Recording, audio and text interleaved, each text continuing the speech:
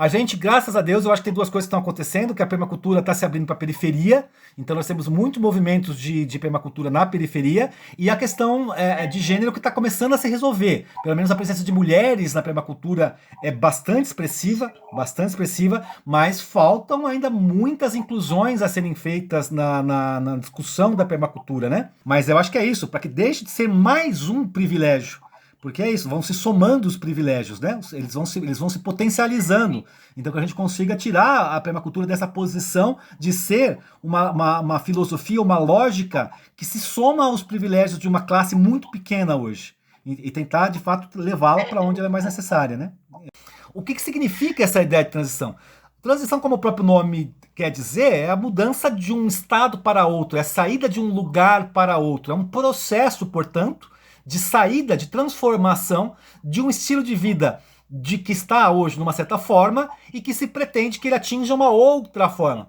A transição nem sempre ela tem um ponto final muito claro, ela tem um ponto inicial claro, que é onde eu estou e que eu não estou feliz aqui. Mas você não sabe muito bem para onde você vai. Então a transição muitas vezes ela te leva para lugares que você não imaginava no seu próprio começo, quando começou. Vamos dizer assim, o caminho modifica a chegada. E é muito bom que isso aconteça, que a transição ela reflita sobre si mesmo e você vá transitando dentro da transição. Isso é muito interessante quando isso acontece. Basicamente, então, nós usamos transição como sinônimo de ruralização. Eu aqui queria quebrar um pouco essa lógica. Nem toda transição é ruralização. A ruralização ela é uma ferramenta para a transição. A gente vai falar de ruralização, re-ruralização, desurbanização, êxodo urbano, não importa. Mas a ideia de mudar de uma vida mais urbana para uma vida mais rural, ela não é necessariamente sinônimo de transição. Ela é um tipo de transição. Por que é importante dizer isso? Porque mesmo que a pessoa não tenha vocação, ou desejo, ou habilidade da vida rural, ela pode e deve transitar. Ela pode e deve sair do seu estilo de vida buscando uma outra forma de viver. A transição precede a ruralização. Primeiro você começa a transitar, depois você começa a perceber que a sua vida rural pode ser um caminho, uma ferramenta para atingir aqueles seus objetivos. Não necessariamente. Eu posso transitar embaixo do minhocão. Eu posso aqui na cidade de São Paulo, não sei se para quem não conhece tal, eu posso transitar em ambientes absolutamente urbanos, contanto que eu consiga fazer esse movimento de uma vida que é vivida meio no empurrão para uma vida que é conscientemente programada. Eu acho que essa é a chave da transição.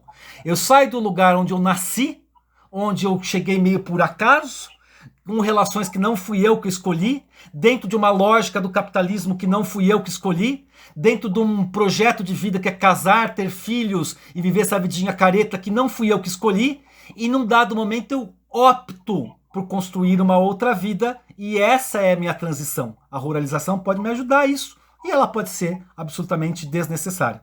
O processo da transição, ele tem uma dimensão interna e uma dimensão objetiva.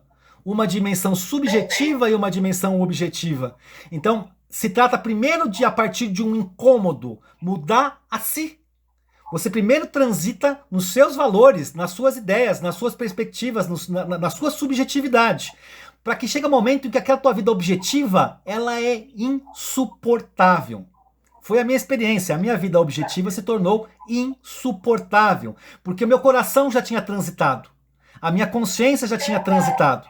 E eu não cabia mais no estilo de vida que eu vivia antes. Então aí eu vou criar as condições objetivas da transição, que é mudar de lugar, que é mudar de endereço, que é mudar de emprego, que é mudar de sexo, que é mudar de, sei lá, mudar do que você quiser. Mas você vai transitar a partir dessa transformação que primeiro é da ordem interior. E aí, sabiam, uma coisa que eu acho interessantíssima, que bate com a conversa de vocês, que é muito interessante. Esse processo de transição, por enquanto, ainda é um processo burguês. Por quê? Porque a maior parte das pessoas nem sequer entrou no sistema, que dirá transitar para fora do sistema. Nós estamos vivendo num país em que a maior parte das pessoas não tem a condição sequer de desenvolver a sua subjetividade e o seu incômodo com esse mundo absurdo que a gente vive. Porque estão ali trabalhando no seu arroz e feijão. Vai dizer para uma doméstica que acorda 5 horas da manhã para sustentar 4 filhos sem um marido dentro de casa, que ela tem que mudar a sua maneira de enxergar o mundo. Vai, meu filho, eu preciso botar comida dentro de casa. A transição ainda é um processo absolutamente burguês, aí eu vou concordar com vocês, branco, hétero, cis. Ainda é isso. O que eu acho que nós, na nossa posição de privilegiados, temos que reconhecer que nós somos privilegiados e tentar encontrar junto com as outras pessoas um caminho, aí a metáfora interessante, em que eles não precisem atravessar o sistema, mas que eles possam contorná-lo. Quer dizer, não se trata de incluir as pessoas no sistema para depois ter um processo de transição. Se trata de encontrar um jeitinho de que elas vão meio por fora e façam a transição sem passar pela inclusão no sistema. Esse é o nosso desafio. Estratégias para que as pessoas possam romper com essa lógica, que é uma lógica absurda, sem ter que passar por ela, sem ter que atravessá-la, sem ter que ser um emprego de 8 horas por dia, sem ter que... Entendeu? Eu acho que esse é o nosso caminho. É um processo, por isso que é importante, ele é ao mesmo tempo interno, mas ele é objetivo, existem condições objetivas, existe dinheirinho, você tem que comer, você tem que sustentar a família, você tem que ter uma vida material com uma mínima dignidade antes de falar de um processo de transição. Ok? O que a maior parte das pessoas tem medo no processo de transição é exatamente de perder essa dignidade. Pô, agora que eu tô aqui incluído, que eu almoço minimamente 3 vezes por dia, que eu tenho um teto sobre a minha cabeça, que eu tenho, sei lá, tenho alguns privilégios, eu vou arriscar tudo isso para tentar sair do sistema? Sim, porque esse sistema é uma bosta. Então chega uma hora que você... Chega uma hora que você vai querer. E aí eu começo a falar do processo de transição mesmo. Como é que começa o processo de transição? Ele começa com uma insatisfação. Cara, vocês vão começar a ver isso também. 97,5% das pessoas que frequentam o Pau d'Água chegam aqui porque estão insatisfeitas com a bosta de vida que levam. E levam uma vida de merda. E têm razão de estar insatisfeitas. Por quê? Porque nós vivemos dentro de um sistema, dentro de uma lógica que é produtora de insatisfação. Tudo que o capitalismo faz é te deixar insatisfeito, porque pessoas satisfeitas não compram. Pessoas satisfeitas desfrutam do que têm e não ficam preocupadas em comprar mais e trabalhar mais. Eu falo que o sistema hoje ele é feito para que você gaste o seu tempo de vida trabalhando que nem um cavalo para comprar um monte de coisa que você não precisa para impressionar um monte de gente com quem você não se importa. Essa é a racionalidade do sistema. Então ele vai produzindo insatisfação em cima de insatisfação. Eu não sou competente o bastante, eu não trabalho o suficiente, eu não sou magro o suficiente, eu não sou gordo o suficiente, eu não tenho cabelo o suficiente, eu não tenho estatura suficiente, meu carro é uma bosta, meu computador é uma bosta, eu me visto mal, eu não como direito, eu nunca fui para a Europa, eu nunca... Até o ponto em que essas insatisfações vão se acumulando, e a transição começa quando você fala assim, sabe de uma coisa? Dentro dessa porra, eu nunca vou conseguir estar satisfeito. Eu quero sair daqui. E aí começa o processo de transição. Por isso que ela é burguesa, porque quem está lá alimentando o filho acordando 5 horas da manhã, não tá preocupado com isso, está preocupado se vai ter café da manhã no dia seguinte. É outro nível de preocupação. E então, o processo de transição começa quando esse capitalismo, que é essa máquina de produzir insatisfação, chega num ponto em que a gente sente que a nossa vida material está mais ou menos resolvida. Eu não vou morrer de fome. Mas, cara, o preço que isso me custa em tempo de vida está sendo alto demais. E eu tenho que fazer alguma coisa. Eu quero sair dessa máquina. Eu quero dar um pulo para fora. Aí a gente faz o segundo passo da transição, que é o sonho. Então, o primeiro é a insatisfação. O segundo é o sonho. A gente começa então a projetar. Que bom seria se eu morasse na Bahia. Sorria, você está na Bahia. Aquela coisa, aquela malemolência. Aquele sol o ano inteiro. Nunca chove na Bahia. Bahia é aquele clima ameno o tempo todo. A praia sempre está te recebendo. As pessoas são amistosas. A gente começa a idealizar esse outro lugar. A idealizar o que seria esse ponto de fora do sistema. Aqui no nosso caso é a vida na serra. Eu quero a minha casa no campo, onde eu possa ter meus amigos, meus discos, meus livros e nada mais. as flores nascem espontaneamente, a abelha nunca pica, a abelha não vai te picar jamais. É tudo tranquilo, é tudo maravilhoso, os vizinhos são maravilhosos, você acorda e tem uma vizinha meio gordinha, com aquele aventalzinho, te dando um bolinho de fubá no café da manhã, que ela veio trazer, fez com todo carinho pra você. É a vida, é o sonho que a gente faz e que ele é mais ou menos o avesso dessa realidade de merda que a gente vive. A gente então vai idealizar esse outro lugar, que é um lugar maravilhoso, que é um lugar fantástico. E hoje a minha proposta para falar sobre os mitos da transição é explorar esta fase, que é a fase do sonho. O sonho de sair do sistema, que vai gerando uma mitologia, que é essa, do lugar perfeito, do paraíso na Terra, a Terra sem males. O lugar onde eu consegui escapar do capitalismo e vou ter uma vida sossegada para o resto da eternidade. Então, explorar um pouquinho esses sonhos. Mas só para a gente encerrar essa lógica da transição. Depois do sonho, eu tenho a fase do projeto, que é, ok, eu imaginei esse lugar maravilhoso, esse lugar legal, só que eu vou rapidamente perceber que tem probleminhas, que às vezes chove, que a abelha pica, que tem cobra, que tem aranha, que meu vizinho é um filho da puta, que ontem eu estava apagando incêndio na minha divisa, porque o vizinho botou fogo. E isso acontece o tempo todo. Tem o vizinho que corta o arame farpado aqui do meu sítio para colocar o gado dele para dentro do meu sítio, que vai pisotear a horta, que vai... Então isso tudo acontece no mundo real. E aí você começa então a fazer um projeto, a tentar elaborar com um pouco mais de racionalidade, sem perder o tesão, sem perder a utopia, mas com uma certa racionalidade, de que maneira eu faço para realizar essa história. Então eu falo que do sonho para o projeto, o que muda é a quantidade e a qualidade da informação, para que as pessoas possam projetar a sua transição, sair do sonho para entrar na fase do projeto. A fase do sonho é fundamental, é ela que nos move, mas ela não nos leva a lugar nenhum. Ela é o combustível, não a estrada. Informação de qualidade que vai dar a base para o projeto, eu falo que tem duas clarezas que a gente tem que ajudar as pessoas, nós não vamos dar para eles. Eles vão ter que desenvolver por conta própria. O que nós podemos fazer é tentar apontar alguns caminhos, falar de exemplos, contar coisas, dar informação técnica, mas a clareza, cada um vai ter que desenvolver a sua, que é a clareza de si e a clareza do contexto. Clareza de si. Quem eu sou de verdade? Qual é o meu potencial de trabalho? Do que eu estou disposto a abrir mão? Do que eu estou realmente insatisfeito? Eu tenho que saber do meu potencial de trabalho. Eu tenho que saber da minha capacidade de transformação. Eu tenho que saber das minhas habilidades, do meu conhecimento. Muita gente vem querendo trabalhar com roça. Nunca colheu um alface na vida. Não tem a menor proximidade com a produção rural. A chance dessa pessoa efetivamente se frustrar é muito alta, porque ela não teve clareza de si mesma. Ela não sabe quem ela é. A segunda é a clareza sobre o contexto.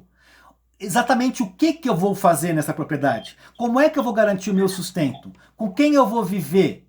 Quem serão os meus amigos? Como é que eu vou me relacionar com as pessoas? Como é que eu vou me relacionar com a minha família? Como é que eu vou enfrentar o meu cotidiano? Que lugar é esse onde eu tô? Que potencial tem esse lugar onde eu tô? Tem gente que fala assim, eu quero também fazer um negócio para fazer curso, receber pessoas e tal, mas não suporta conversar com ninguém por mais de 5 minutos. São pessoas, não é? São pessoas tímidas, são pessoas que estão... É falta de clareza de si mesmo, é falta de compreender que você tem suas limitações e que você vai atuar de alguma forma. Então, de algum jeito, essa passagem, essa informação de qualidade do sonho para o projeto, ela é dada pela expansão dessas duas clarezas. A clareza sobre si e a clareza sobre o contexto. Aí vem, então, o curso de permacultura, de bioconstrução, vem você se equipar de conhecimento para poder realizar essa transição. Então é isso.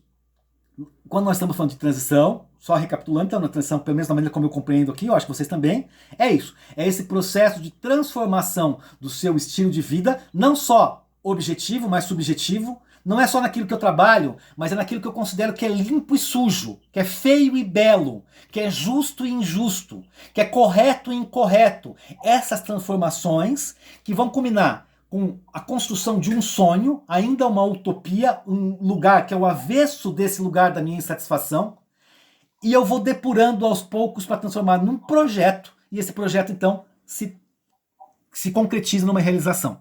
O meu processo de transição, João, durou 10 anos. Se eu contar da primeira vez em que eu comecei a falar assim, eu não quero isso na minha vida, isso aqui não tá legal, isso aqui não tá bacana, tá? Até o momento que eu falei, ufa, transitei. Demorou mais ou menos uns de 10 a 12 anos o processo. E quando deu ufa, transitei, cheguei onde eu queria. Quando hoje eu olho para o meu futuro, ele é a continuação do meu presente. Ele não é mais uma ruptura com o meu presente. Eu não quero ir para outro lugar. Eu quero que este lugar dê frutos. Que esse lugar se estabilize. Que esse lugar chegue ao seu melhor término possível. Então eu olho para minha frente e eu não vejo mais insatisfação. Eu vejo uma continuidade na minha vida desse lugar onde hoje eu estou. Isso para mim significa eu concluí a transição. Agora é viver onde eu estou. Princípio da bastança. Tem que chegar uma hora que dá. Deu. É isso, eu não preciso de mais, de mais, de mais. O mais é a lógica da insatisfação, a lógica do sistema. Eu tenho que chegar num ponto e dizer assim, é isso aí, deu. Ah, eu quero muito ter um carro legal. Então tenha seu carro legal, foda-se, tenha seu carro legal. Mas teve? Deu. É isso aí, chega, não vai querer 2, 3, 4, 10. O que o sistema faz é limitar sempre essa insatisfação de querer mais. Nós não podemos reproduzir isso. Comprei meu sítiozinho, agora vou comprar o vizinho, agora vou comprar o vizinho, agora vou comprar o vizinho, vou comprar o vizinho. Tô com a minha horta produzindo, agora eu vou fazer uma sobreprodução para poder vender no mercadinho de São Paulo, para poder vender em Campinas, para poder vender... Não, meu velho, chega! Comeu, tá ali com a sua graninha, deu! Deixe que outro explore esse mercado. Deixe que outro tenha esse outro carro. Sai da frente. Para de atrapalhar os outros. Esse é o princípio da abastança que nós temos que aplicar também à nossa vida e ao nosso processo de transição. Duas coisas que apareceram e que tem a ver com isso, que eu chamei de os pré-requisitos para o projeto. E que boa parte das dúvidas que as pessoas durante a semana foram mandando tem a ver com isso. O primeiro tem a ver com grana. Eu preciso, no meu projeto, ter uma dimensão da minha sustentabilidade econômica. Eu preciso viver, eu preciso comer. Passou um maluco aqui uma vez no curso que ele fez o PDC com a gente, que era maravilhoso. Mas ele fez o PDC com a gente porque ele queria aprender uma maneira a viver comendo banana, mandioca e fumando maconha. Então o projeto dele é assim, eu vou morar numa caverna, vou plantar mandioca, banana e maconha. E vou passar o resto da minha vida fazendo isso. Ok, se é esse o seu sonho de transição, ok. Mas a maior parte das pessoas vai querer ir um pouco além disso. Vai querer fazer alguma coisa um pouco diferente. Então você vai ter que ter condições materiais para poder fazer o seu assentamento no lugar onde você resolveu se ruralizar. E a segunda grande quantidade de dúvidas que apareceu foi em relação a esse lugar, a questão da propriedade da terra. Então eu queria falar um pouquinho sobre essas duas coisas. Trabalho, construção econômica e propriedade de terra. Primeira questão econômica, como é que eu vou me sustentar? Eu vou morrer de fome, eu não sei plantar, como é que eu vou ter que viver de maconha, de banana e mandioca? O que eu faço da minha vida? Não. Bom, é óbvio, dentro da questão do projeto, você vai ter que ter uma fonte de renda, não tem jeito. Essa fonte de renda, nós vamos falar um pouco sobre ela depois, algumas dicas que a experiência concreta que faz, mas ela tem que ser o mais realista possível. O que significa realista? Significa que você está baseado em dados concretos, dados de mercado, dados de custo de produção, dados... Ok. Edilson, mas então tem que ser matemático para fazer isso? Se você for, ajuda. Mas se você não for, começa a olhar o vizinho. É a dica que dá. Assim, o que se produz nessa região? Como é que as pessoas vivem nessa região? Qual é a qualidade de vida, qual é a renda dessas pessoas nessa região? O que elas fazem para sobreviver? Você não vai inventar muito a roda, você vai entrar numa comunidade que já existe. E essa é uma dica fundamental, entre com respeito. Não é porque nós somos neo-rurais branquelos, que nós estamos vindo de uma cidade, e eu fiz agronomia, e eu fiz o curso de permacultura lá na Fazenda Cura, que eu sei mais do que o meu vizinho caipira. Aquele teu vizinho caipira sabe pra caralho, sabe? Ele sobrevive ali há muito mais tempo que você. Então, ouça com muita atenção. Você não precisa estar preso ao que ele diz, mas respeitar a presença dele ali é muito importante e aprender com ele é muito importante. Então você vai ter que elaborar ali minimamente um projeto econômico. O que a gente vê aqui como experiência acumulada, no Paudoca passa muita gente em transição, que normalmente você tem que ter uma reservinha. Uma reserva de grana eu falo assim, você tem que ter duas coisas fundamentais, três na verdade: trabalho, grana e conhecimento. As coisas são mais ou menos intercambiáveis. Se você não quer trabalhar muito, você vai ter que ter muito conhecimento e muita grana. Se você não tem muita grana, você vai ter que ter muito conhecimento e muito trabalho. Se você não tem muito conhecimento, você vai ter que ter muito trabalho e muita grana. Então, essas três, elas estão sempre andando em separado na balança. Mas um pouco de cada uma você vai ter que ter. Não, o pessoal falou aí, dinheiro zero. Dinheiro zero, vai começar essa transição onde você está guardando dinheiro. Vai começar essa transição onde você está diminuindo a sua necessidade de consumo para ter alguma sobra. Porque de capital zero é muito complicado. Sabe por quê, cara? Porque você vai ter que comprar um serrote. Você vai ter que comprar uma enxada. A porra da bomba do poço vai pifar algum dia. E você vai ter emergencialmente que colocar bomba. Você vai ver que a internet não funciona se você não tiver um aparelhinho que custa R$300. E você vai precisar da internet para entrar em contato com o mundo. Então, grana zero é muito complicado. Mas você pode girar com essas três categorias: trabalho, grana e conhecimento. Então, o que um bom processo de transição vai fazendo? Ele pega o ponto que você está lá na Babilônia, enlouquecido com aquela bosta, mas você ganha dinheiro. Então, pega essa grana, e ao invés de ficar comprando café importado e de ficar indo em restaurante caro, começa a investir em coisas que te poupem trabalho e te deem conhecimento.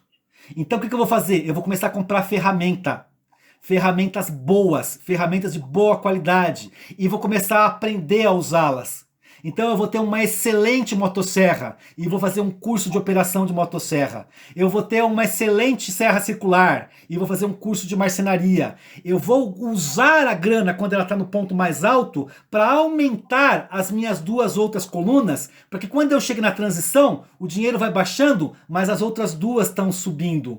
Eu tenho boas ferramentas que economizam trabalho e eu tenho muito conhecimento para utilizá-las. E aí eu consigo começar a pensar na questão da transição. No momento em que eu estou entrando na Babilônia, eu vou usar o dinheiro para alavancar essa transição. E encontrar caminhos que me permitam não precisar ser milionário para fazer isso. Eu não estou vindo aqui para me aposentar, eu estou vindo aqui para produzir. Então como é que eu vou chegar nessa posição? E aí eu passo necessariamente pelo segundo ponto, o segundo pressuposto, que é a propriedade da terra. Nós temos dois modelos básicos de propriedade da terra no mundo. Um é o modelo coletivo e o outro é o modelo privado. O Brasil, não preciso dizer, e boa parte dos países capitalistas, privilegiam, inclusive na legislação, o modelo privado. Posse de terra não privada no Brasil é dor de cabeça. Toda legislação, todo direito, ele é constituído para garantir a propriedade privada da terra. As outras formas de propriedade da terra são gambiarras, que você faz ali juridicamente, faz uma associação, faz um clube, faz sei lá, encontra alguma forma de dividir terra e tal. Tudo isso é gambiarra. E qual o problema da gambiarra?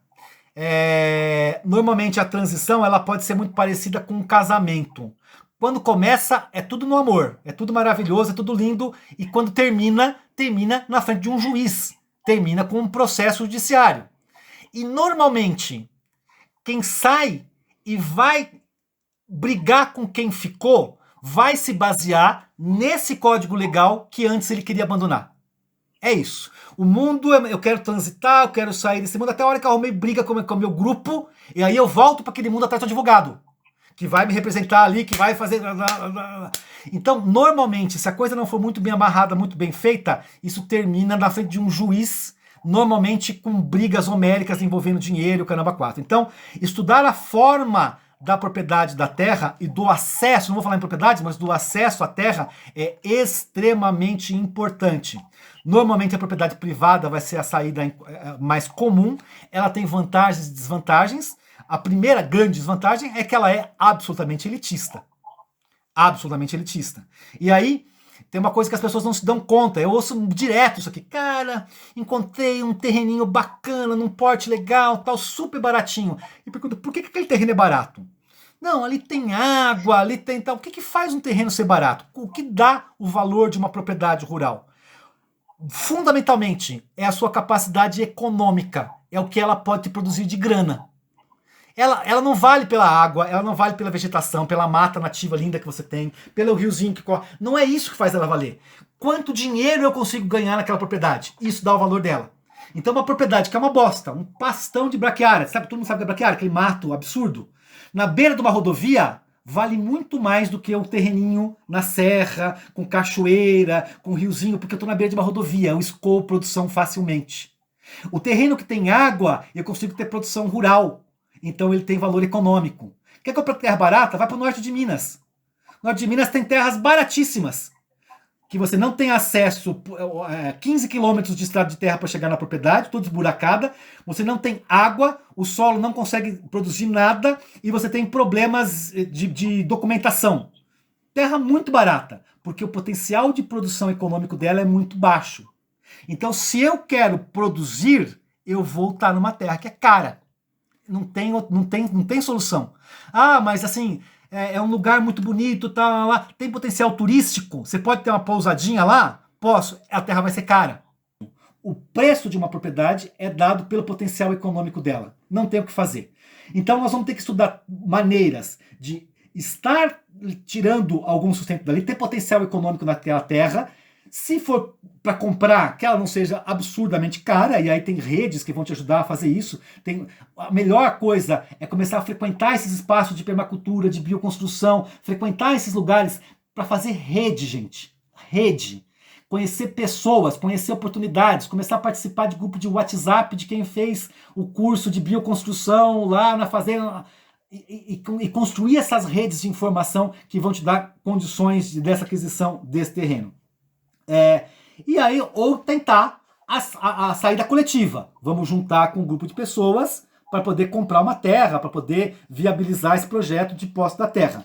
Aí é aquela coisa, muito cuidado, muita atenção. A gente pode falar um pouco sobre isso depois, tal, mas normalmente você tem que ter uma base legal bacana. Vale a pena investir tempo e esforço para fazer uma base legal bacana. Fundamental, eu acho, nesses grupos, as pessoas têm que ter uma cola. Nós vamos falar um pouquinho depois mais para eles, um pouquinho mais para frente. Uma cola e regras de entrada e saída muito claras. O que é uma cola? É alguma coisa que todo mundo acredite. Normalmente essas comunidades que dão certo são as religiosas. Por quê? Porque tem um filho da puta de um guru que quando ele fala todo mundo abaixa a orelha. Para quem é como eu, meio anárquico, que não admite que um guru fale alguma bosta, dá ruim. Porque eu não vou aceitar... Eu não vou aceitar o guru como autoridade final. Mas se todo mundo aceita o guru como autoridade final, ótimo. Isso é uma cola, isso dá coesão ao grupo. Dá bom, ok. Até a hora que você descobre que o guru... Bom, vou falar de mal de guru não. Mas... ok. Ok, ó. E a outra questão é essa. Regras muito claras de entrada e de saída. Ó, você vai entrar aqui com tais condições, mas na hora que você sair, meu irmão, tudo que você deixou de investimento... fica aqui. Você não vai levar um tostão.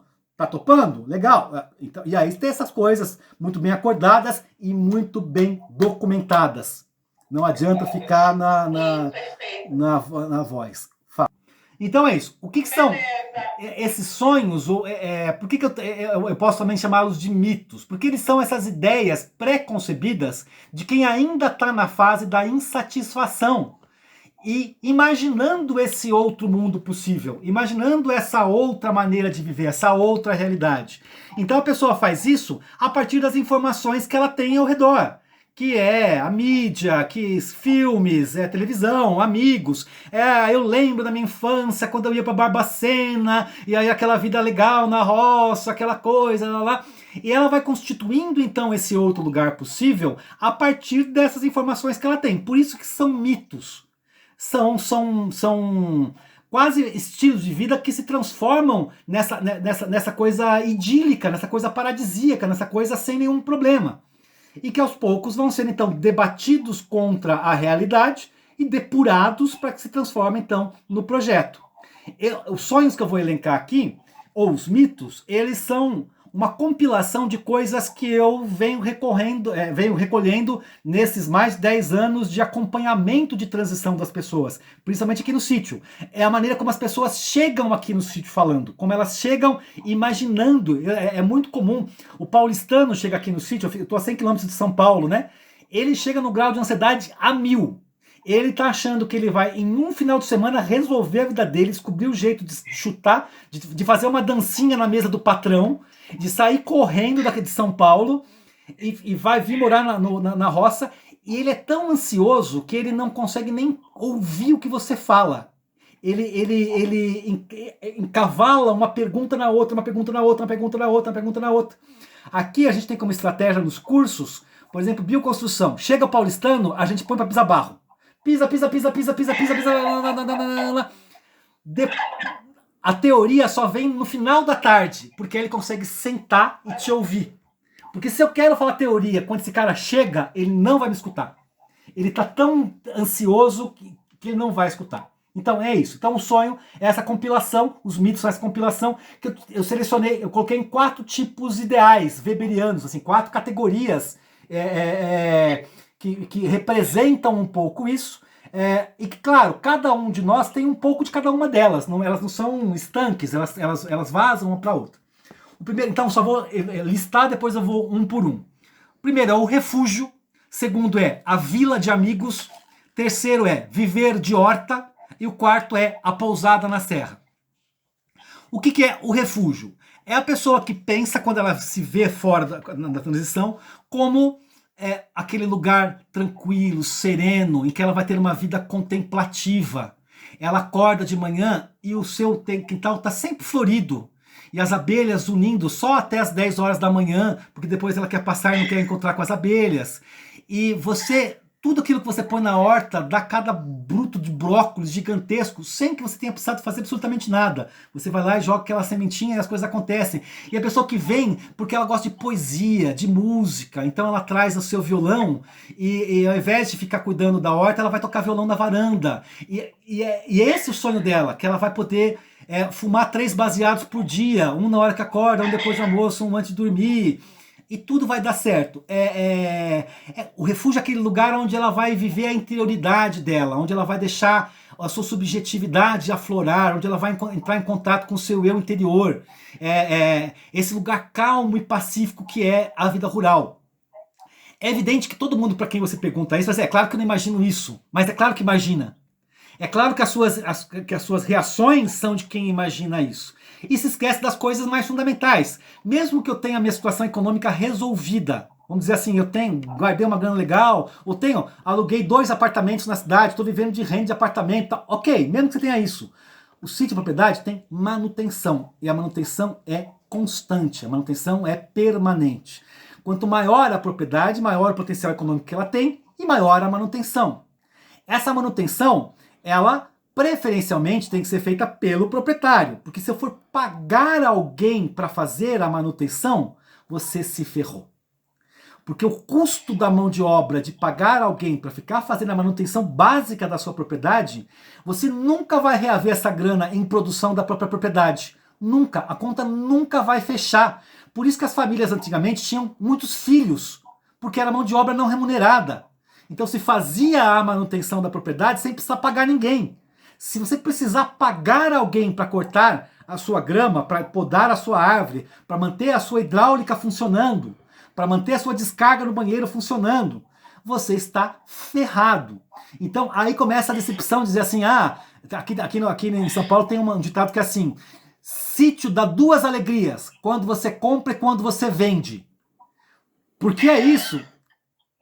Porque é isso, é um escoadouro sem fundo de dinheiro. Você não consegue, você só vê o dinheiro saindo, e você tendo que comprar alface na feira, porque o teu próprio sítio não produz um pé de alface. Então essa ideia, o trabalho na roça é um trabalho extenuante, é um trabalho extremamente cansativo. Se você quer partir então para uma agricultura minimamente comercial, aí então é uma dedicação exclusiva, você não vai ter tempo de fazer aula de yoga, sinto muito. Você vai ter que encaixar essa coisa da sua vida, do desenvolvimento pessoal, nos intervalos em que isso é possível e em momentos que é possível. No verão aqui nós temos esse mato, essa graminha chamada braquiária.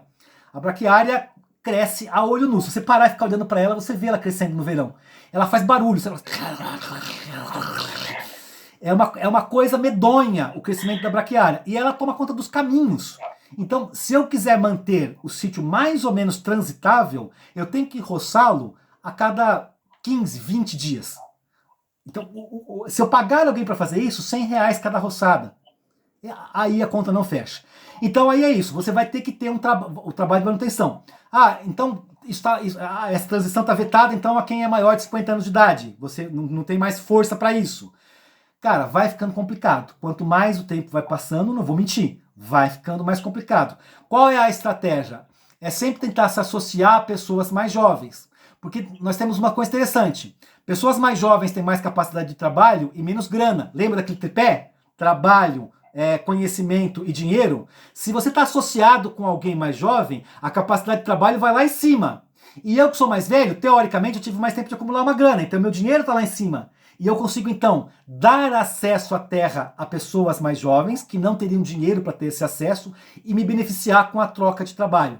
Claro, numa relação justa, numa relação permaculturalmente honesta. Não estou falando em explorar ninguém, nem ter caseiro de graça. Não é essa a questão. Mas também tem o lado do proprietário da terra, ou de quem está... a pessoa teoricamente mais velha que tem dinheiro para essa terra, também tem que tomar cuidado com o uso capião, por exemplo. Porque o processo trabalhista. Às vezes você chama alguém lá para te dar uma força e tal, e a pessoa te processa dizendo que era empregado seu. Então, essas relações têm que estar claras, têm que estar bem estabelecidas, mas é uma forma de casar interesses e situações interessantes. Porque trabalho vai ter trabalho pra caramba para ser feito.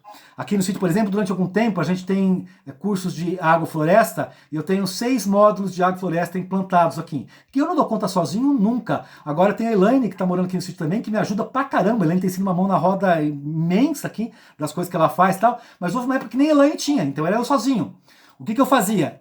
Tinha uma moçada que morava aqui na região e eu fiz uma parceria com eles. Falei assim, olha, o SAF é de vocês.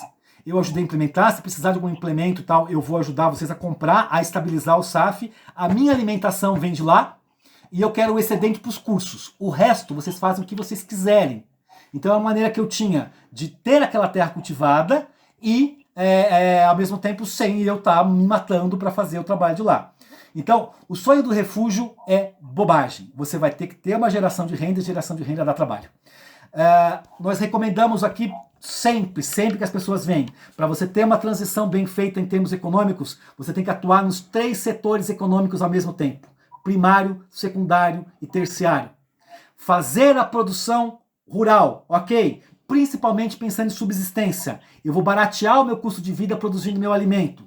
Transformar esse alimento, nunca vender alimento in natura, nunca vender a coisa pura. Então é fazer geleia, é fazer queijo, é fazer cestinhas com alimentos de diversos tipos, é fazer compotas, secar, fazer secadores solares para secar, mas não vender apenas o alimento in natura, porque o valor agregado é muito baixo, dá muito trabalho para pouco valor agregado. Para viver disso tem que ser especialista nisso, você não pode fazer outra coisa. E terciário, ter turismo, ter curso, receber pessoas. Então o ideal, eu tenho lá a minha ovelhinha que produz leite, eu faço o queijo de cabra e eu dou curso para queijo de cabra ou faço visita monitorada para criança para conhecer o capril. Eu atuo nos 3 setores simultaneamente. Aí eu começo a gerar um pacotinho de possibilidades de sustento econômico para escapar do sonho do refúgio em que as coisas acontecem naturalmente. Não acontece, é muito difícil. É claro que é muito mais... Eu digo assim, eu já fui professor e já fui jornalista. O meu pior dia no Sítio Pau d'Água como sitiante é melhor do que o meu melhor dia como jornalista. Vale muito a pena. Vale muito a pena. Durante minha vida acadêmica, eu dava aula em pós-graduação, formei mestres, formei pesquisadores também. Eu digo... Eu fiz mais mudança no mundo plantando uma árvore do que com todos os mestres que eu formei. Então, é muito compensador, mas você não vai ficar na rede sentado tocando viola e fumando maconha. Isso não vai acontecer, ok? O segundo sonho, a vila dos amigos. Eu sou uma pessoa muito sociável, então eu não quero morar sozinho. Esse negócio de vida rural é muito... Eu vou juntar um grupo de amigos, nós vamos comprar uma terra coletiva. Aí cada um constrói a sua casa e a gente partilha ali o trabalho na roça, a gente vai almoçar todos os dias juntos, faz uma linda cozinha coletiva, a gente vai almoçar juntos, a gente vai curtir a fogueira à noite, a gente faz troca de saberes, porque eu sou professor de yoga, aí eu dou aula de yoga gratuito e o outro me dá aula de arte. Eu faço o site do vizinho e ele me dá alface. E a gente vai viver coletivamente ali na nossa utopia maravilhosa, grupo. É muito legal e é importante ver dessa forma e não é impossível ver dessa forma, mas tem que ter cuidado. Primeiro porque dá briga, e dá briga pra cacete. A Global Ecovillage Network, a rede global de ecovilas, estima que 75% das discussões que acontecem dentro das ecovilas é feita por causa de cachorro.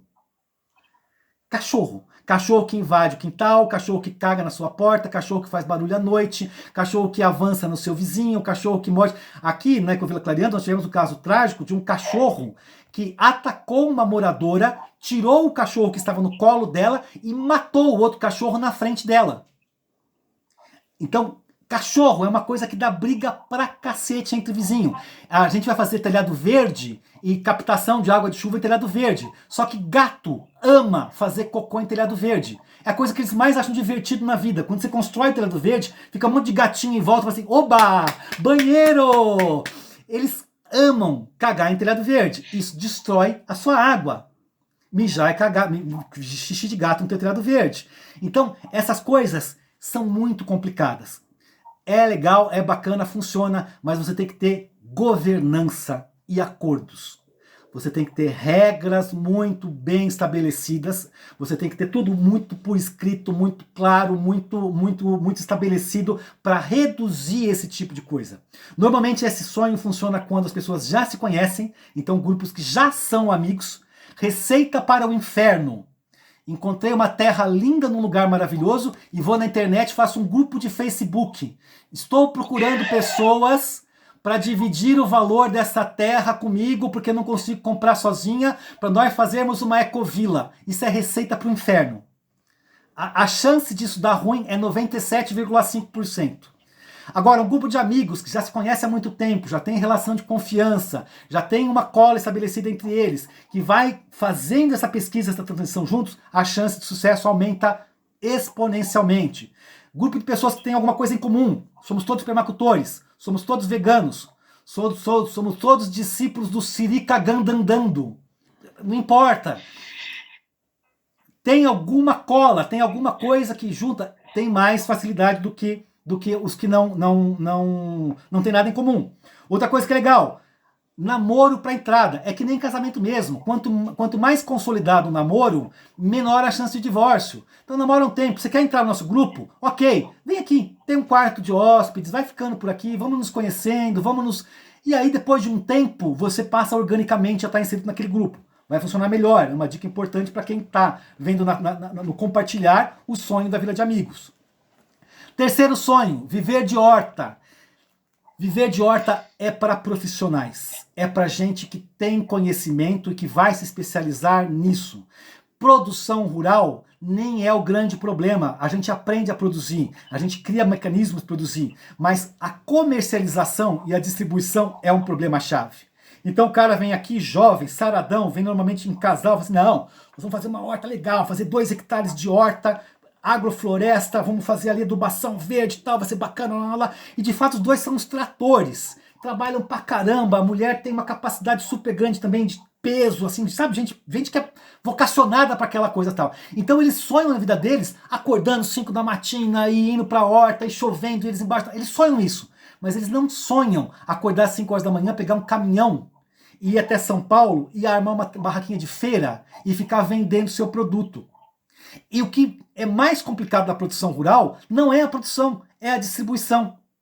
O conselho que a gente dá, em primeiro lugar, você primeiro descobre como você vende, depois o que você produz. Na produção rural você começa pelo contrário. Para quem eu vou vender isso?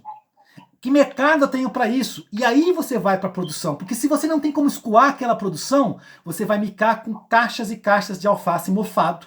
E vai fazer alface pelo nariz, pela orelha, por todos os buracos, porque você não vai ter o que fazer com alface. Então, planejar a sua vida como um negócio. E aí entra a armadilha, porque você vai fazer uma transição, mas não é uma transição. Porque no fundo você vai continuar pensando com uma lógica mercantil. Ou você vai transitar a sua distribuição. Então eu quero troca, eu vou participar de redes, eu vou fazer sistema de sacolas, fazer cestas, eu vou ter uma outra forma, porque senão eu vou virar feirante. E ninguém sonha em ser feirante. Não é esse o sonho das pessoas. O sonho é viver de horta e não de ser feirante.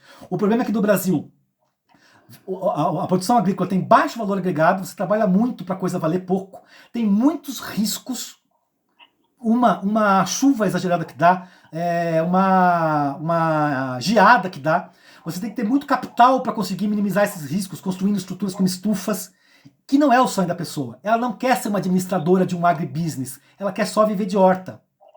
Então, cuidado, agregue outras coisas nessa horta para que você aumente também a sua possibilidade. E o sonho 4, que é o sonho da pousada na serra. É o cara que descobre o lugar tesão. Do alto da serra, aquela cachoeira. Tem 2 cachoeiras do lado da propriedade dele. Uma que é linda de se ver, a outra que é gostosa de tomar banho. Um riozão passando no meio, aquele monte de pedra, aquele lugar de mata preservada. Ele fala que eu quero morrer aqui, eu quero viver a minha vida inteira aqui. Eu quero nunca mais sair desse lugar. Esse lugar é maravilhoso, esse lugar é lindo, esse lugar é fantástico. No dia que ele vai visitar, choveu um dia antes, horas antes, e tem aquele arco-íris duplo no céu, sabe? Quando forma 2 arco-íris assim, tá tudo florido, maravilhoso, aquela coisa, eu quero morrer aqui. E o que eu faço então para viver nesse lugar? Vou fazer uma pousada. Porque aí eu moro e ainda tenho a minha fonte de renda. Bacana, vou receber pessoas, e vai ser legal, porque eu não vou ficar sozinho, vai vir gente do mundo inteiro, vai ser um lugar do ponto de encontro das pessoas, e a gente vai ter essa vida maravilhosa aqui nesse lugar lindo. É furada. É furada por quê? Porque, de novo, pousada, dos negócios que você pode ter na área rural, talvez seja um dos mais exigentes. E o que é pior, você vai estar lidando com um bando de gente que não fez a transição. Então a tua vida vai ser agradar paulistano. Não tem nada pior no mundo do que agradar paulistano.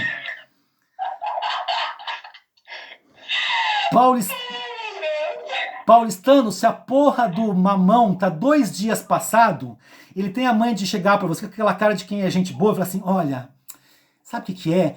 Esse mamão já foi legal, ele já teve seus dias. O paulistano vai reclamar porque o mamão tá 2 dias atrasado. Paulistano vai querer iogurte todos os dias no café da manhã.